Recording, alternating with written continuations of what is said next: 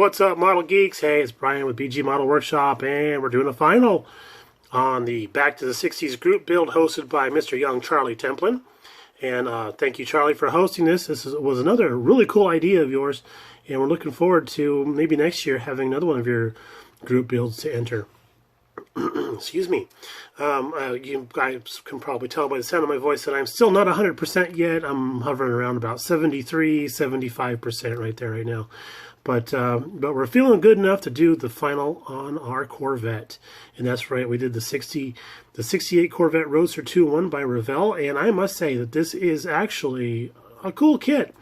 The bits that we did not end up using in this kit would be the all of this stuff here, the blower and the intake and the carbs and all that stuff.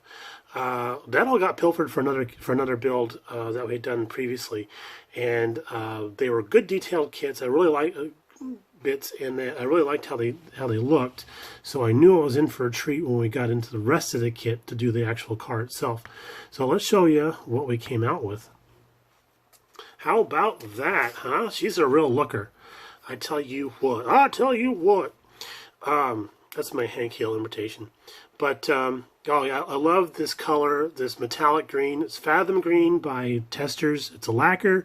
I did use that over the Tamiya medium primer. No issues. It went on just fine. I did do like a light tack coat, waited a couple moments, and I went back over it with a little bit of a heavier coat to get all the crooks and grannies filled in, and then let that set for a couple days. Wet sanded out any imperfections. Hit it again with another color coat, and then I'll let that set for a little while. Most of the time I was sick while I was letting the stuff set. But yeah, I let it set for a while, harden up, and then we went over it. We did not wet sand it. We just went ahead and sprayed the Testers gloss coat over the top of that. The lacquer spray also. I just did that in one shot, and I loved how it turned out. I think it looks amazing. Let's give her a spin. Let's do some Vanna White here. I think it looks absolutely stunning. The color is so dark that it absorbs light. I have every light I can possibly have on this thing, and it's still not showing true enough. I have tried to photograph this out in the sunlight, and it's still not bright enough. And we're in Arizona, so I get plenty of sunlight. Round back here, that is a decal that comes with the kit. I decided to go ahead and just use that. I do really like the fact that we have separate taillight lenses that we can just pop into the taillight buckets. That's pretty awesome. And then these half bumpers back here, there's a little ridge that's molded into the body that these fit onto. So locating where they're supposed to go and keeping them even, not an issue at all. Our eagle-eyed viewers will notice that I haven't done any of the badging or script work yet, and that is because I am still not 100%, and the cold medicine I'm on gives me the horrible jitters. That, along with my asthma meds, I cannot draw a straight line to save my life, so we're just going to wait until we feel better and then come back and do the script rather than fuss and fight with it and frustrate ourselves beyond reason, I think is the best way to say that. I chose to go with the lake pipes that the kit comes with rather than the stock exhaust. I think that's an awesome option that they have in there. And rather than just having something that just sticks to the outside of the car, there is actually a small little S-pipe that goes from the front of this to the exhaust manifolds on the engine. Very nice detail, a simple detail, but fun. And it looks good, they fit well. I really, really recommend this kit, guys.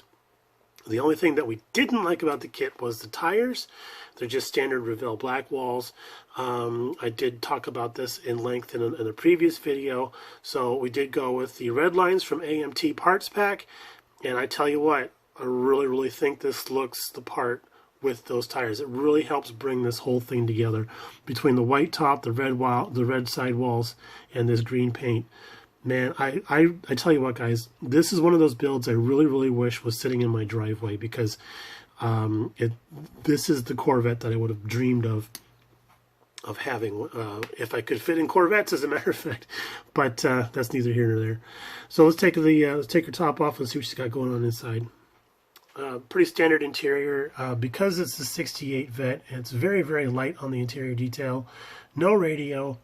I did put a white shift knob on there. I do like that because it stands out against the black better.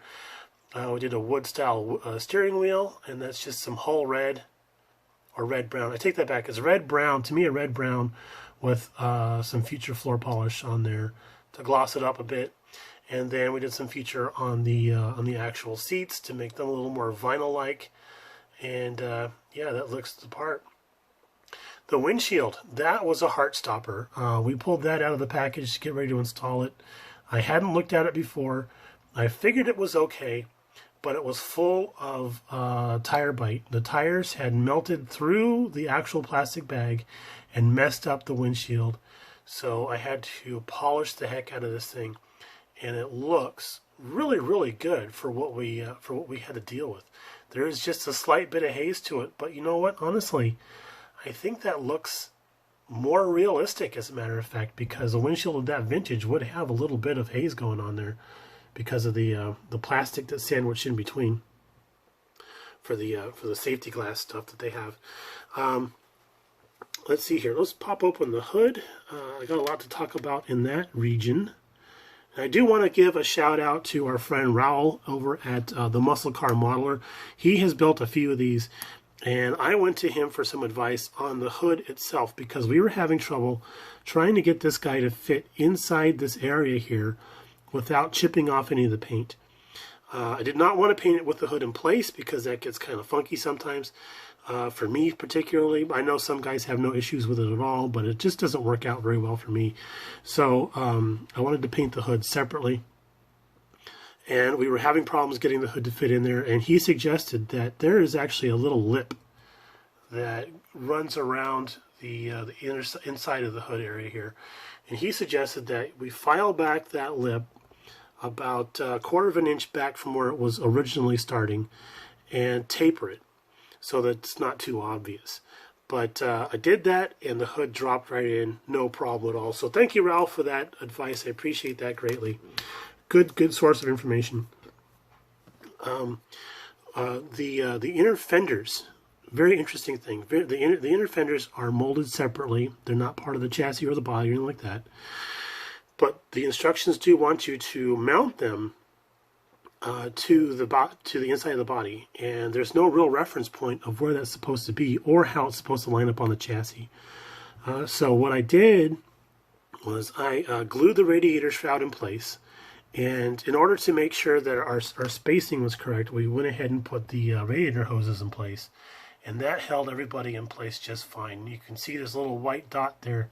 I need to finish off paint, because that's actually where I had it clipped in the vise when I was painting that. But yeah, so the radiator was properly spaced from the engine. And then we put the hood in place on the body, taped it in place. And then the hood actually has these little hinge pins up here in the front, and the fenders have little notches cut out for the hinge pins. So we taped the hood in place, and then positioned the fenders over the hinge pins so everything lined up just right. Pressed it in place, and then just dabbed in some super glue here and there around the areas where it touches the actual body on the inside. Let that set up for a few moments, and then went and did the opposite side.